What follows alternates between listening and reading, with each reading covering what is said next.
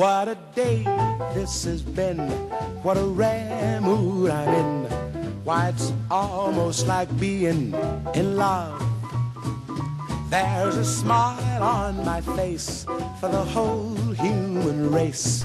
Step 1. Cut out 6 flourishes. 3 small, 3 large, using any die cut system. For this project I chose to use the Cricut cut expression. Step 2. Begin adhering the chipboard flourishes around the 4 edges of the background piece of chipboard. Step 3. Ensure the edges of the chipboard flourishes have securely bonded to the background chipboard. Before moving to the next step, make sure the glue has completely dried. Step 4.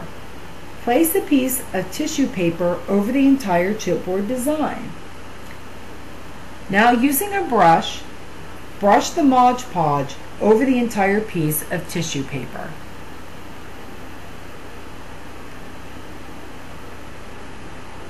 Step 5. Now smooth out the tissue paper with your fingers, removing the air bubbles around the flourishes. Do not worry about the surface being completely dry, because this technique works best when the tissue paper is still tacky. Step 6. Paint the surface with acrylic paint. Give the surface at least 3 coats of paint. Let the paint dry between each coat. Make sure the surface is completely dry before moving to the next step. Step 7. Gently run the cat's eye Dune stylus pad over the raised flourishes. You will only want to pick up a small amount of ink on the flourishes surface. Step 8.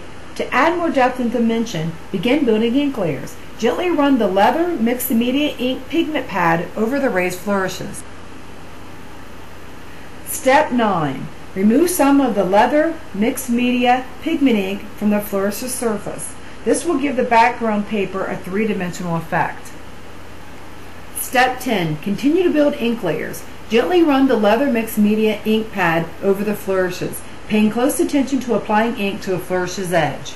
Step 11. Continuing to build ink layers on the paper surface.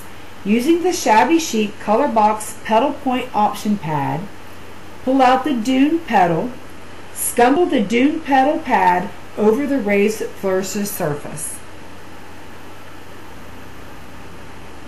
Final step.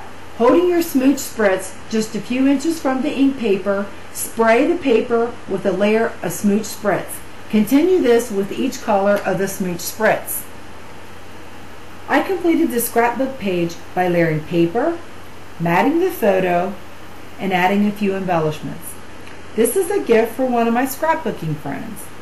I hope you've enjoyed this tutorial today on making a vintage chipboard background using Clearsnap products.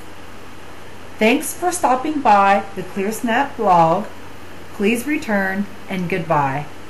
That I feel when that bell starts to peal, I would swear I was falling, swear I was falling. Why, it's almost like being in love.